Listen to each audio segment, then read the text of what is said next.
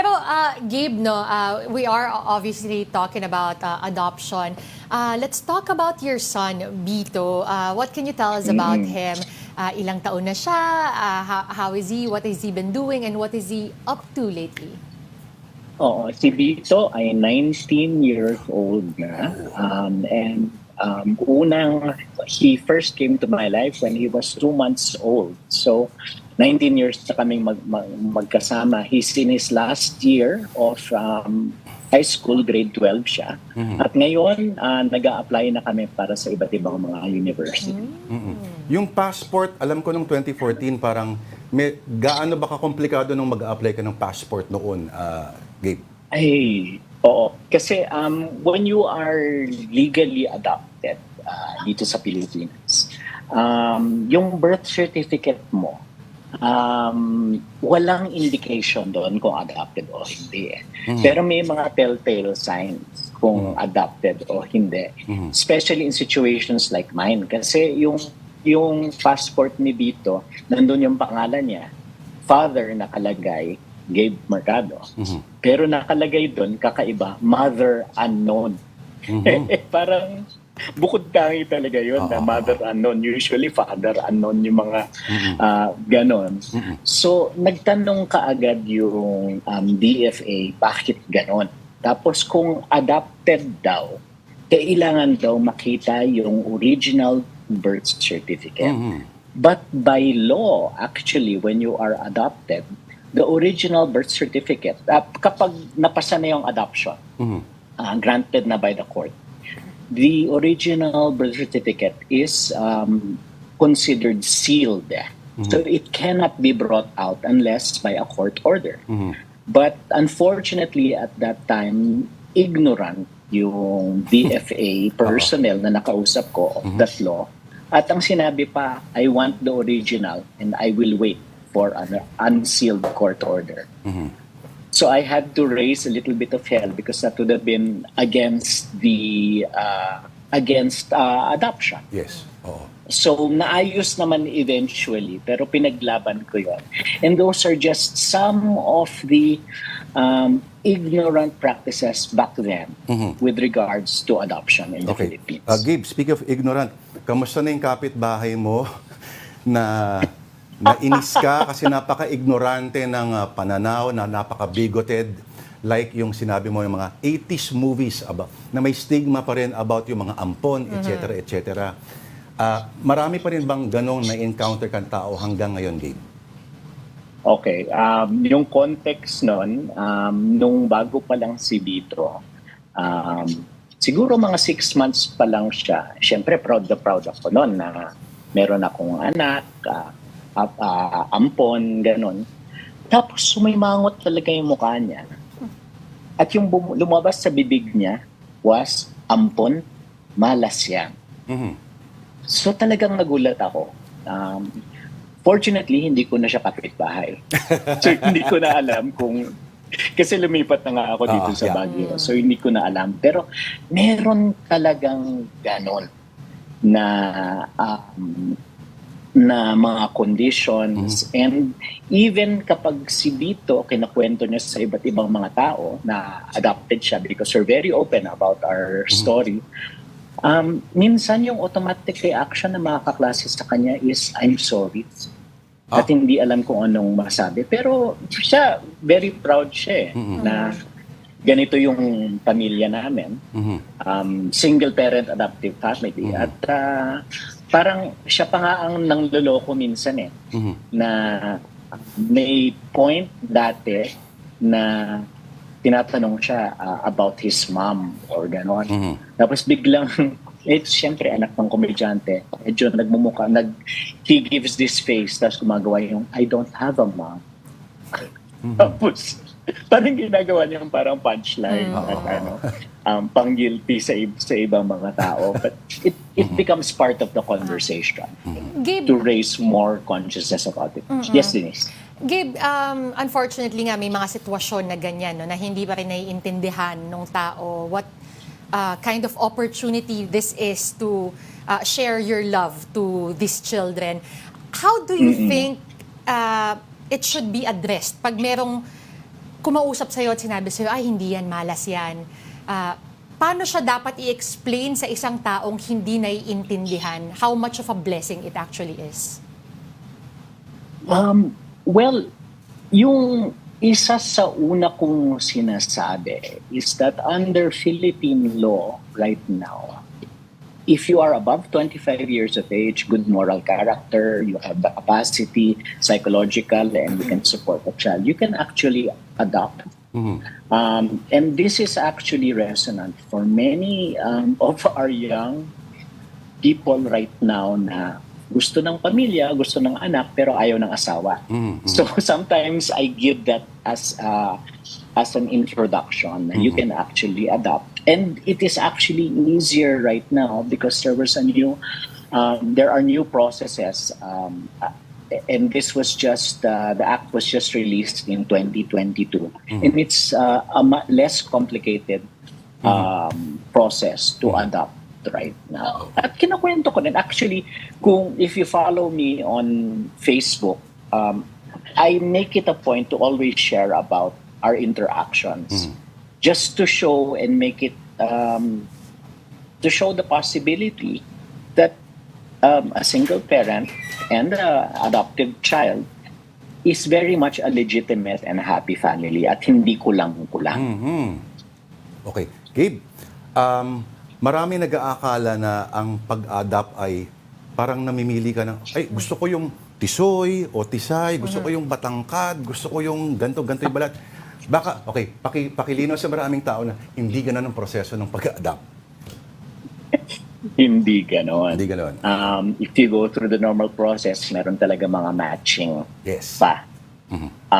In terms of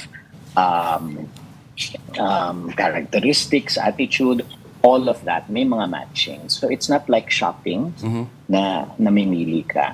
In our case, it was a little different because Vito's case, he was abandoned. And I was made aware, finoster ko una. But this was all done through the DSWD naman. So may process talagang pinagdaanan. And in fact, it took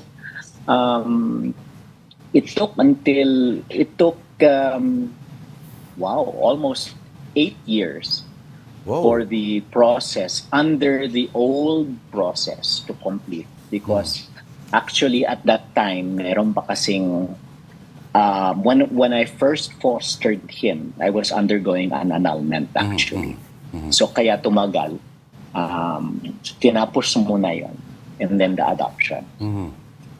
Gabe, sabi mo, first time mo nakita si Vito, alam mo, sabi mo, eto na yun. This is the guy. Ito ba yung, may mga iba pang, ayoko gamitin term, pero may iba ka pang nakita ba before? Or talagang automatic si Vito agad? At baba pa rin ba tawag niya sa'yo hanggang ngayon? Hanggang ngayon. Hanggang ngayon. Pa rin ang tawag niya sa akin. Siguro may context lang, Lord, kasi ang pamilya ko talagang active in adoption circles. Even ever since I was in college. So may kapatid rin ako na adopted, may pamangkin rin ako na adopted. So hindi bago sa amin ang adoption process. So kaya in a way it's less romanticized and more of and there's a little bit more openness to the process. So nakita ko nung nakilala ko si Vito, he was with another foster parent who also has adopted children. At may parang corny man sabihin, pero there was an instant connection. And the decision was quick. But it was not a foolish decision because I knew already from other instances in my family how the process goes. Gabe, katulad ng sinabi mo, you're very familiar with adoption, you have family members, and you guys are very open to talk about it. Even Vito himself is very proud about it. Yes. But how did that conversation start between you and Vito to tell him about the situation? I think the important thing na ginawa namin is even before may chance na masingit yung negative stereotypes about adoption, I already made it a positive word in my household. So, yung paglalambing lang na I love you anak, you are my beautiful adopted child. So, ginagawa ko na siyang word of love para before anybody says ampon or anything like that, para sa kanya, good na yon. And it's really quite easy. Kita niyang walang nanay. So, matatanong talaga niya kung saan ako nanggaling. So, it was natural. And the earlier I introduced it, the better talaga. Okay, Gabe, halimbawa, marami kinakatakot yung tao na, parang sa mga pelikula din, no? Paano pag bigla niya ma-realize na gusto pala niyang hanapin yung biological parent niya? Problema ba yun, Gabe? Okay. Dahil nabanggit mo parang pelikula. One time, pumunta ako sa classroom niya during Christmas time in his old school. I think it was around grade 4. Tapos nakita ko dun sa Christmas tree nila, merong mga wishes. Tapos nakita ko very clearly, I want to meet my biological parents. Okay. So, syempre, pinawisan ako ng malamig noon. Okay. Yun ang Christmas wish. So, pagka-uwi, inupo ko talaga siya. Tapos sinabi ko, it's about grade 4, grade 5. Sinabi ko, kung yun talaga ang gusto mo, if you really want to meet your biological parents, kasuportahan kita, sasamahan kita. At agad siyang natawa. At sinabi niya, I just want to know if I will be tall. If ano raw? If I will be tall. I will be tall kung tatangkad pa daw siya. Okay, masakit ang katotohanan, Gabe. Okay. So, ano So, na parang dito yun, ngayon? By the way, 5'8" na siya ngayon. So, He's in the clear. So, basta open yung lines of communication.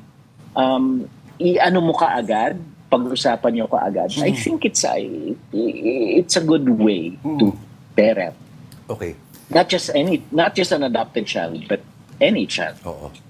Okay, may isa pang concern. Halimbawa, paano, di ba may mga taong naniniwala na yung nurture and nature na kombinasyon, paano, inisip na, paano kung ang ma-adapt ko ay may dugong ganto-ganto at Yes. ang yung ugali ay bigla kang pagsasaksakin sa gitna ng gabi. Paano natin i-assure yung mga tao na hindi issue yun or Pwede issue ba rin. yun? Pwede pa rin naman mangyari yun kahit sa natural biological Yes. children. Ano nangyari? Lahat tayo. Yes. Meron tayong strange genes in us. It's like, for me, it's like when you choose, for example, somebody to marry, whatever, you can't really be sure, you can't be going into their genetic history. So, it's about as foolish as checking that for an adopted child. For anyone, it is a matter of chance. Tama. Akala mo naman, ganda-ganda ng lahi mo, di ba? Yung ibang mga tao. Okay. Tinatanong din ni Denise, Gabe, paano daw malalaman kung ready ka na maging isang adoptive parent? How do you know when you're ready to adopt? Wow.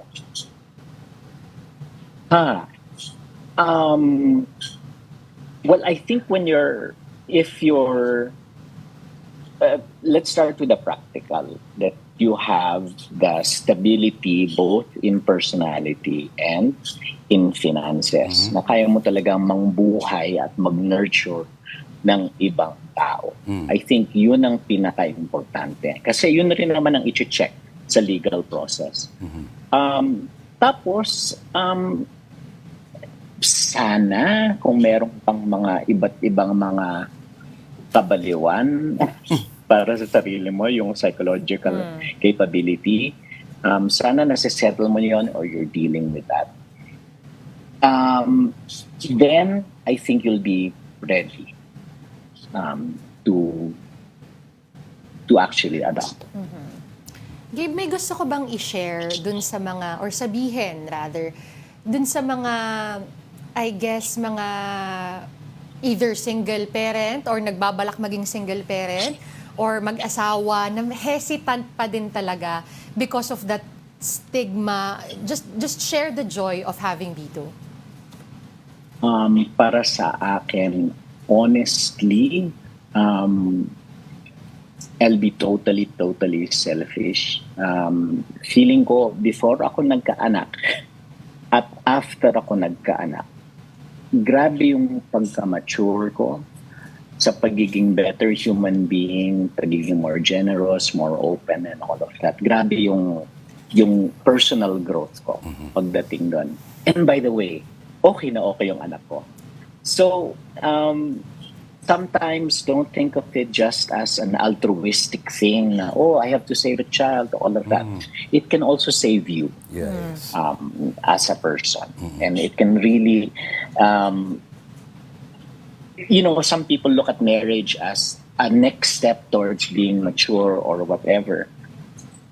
Being a parent can also be that. Whether natural or adoptive, meron talagang ibang pagka-mature sa ganon. And if by any chance you've been thinking about it, consider this a sign na napanood mo kami ngayon sa Afternoon Diba? Delight.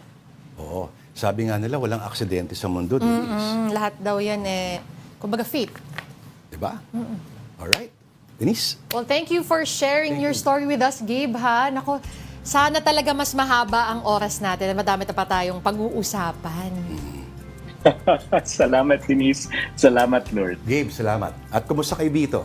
At sabi ni John, yung mga Rico J. Puno duets daw ninyo na miss niyan. Thank you, Gabe. Alright. Salamat.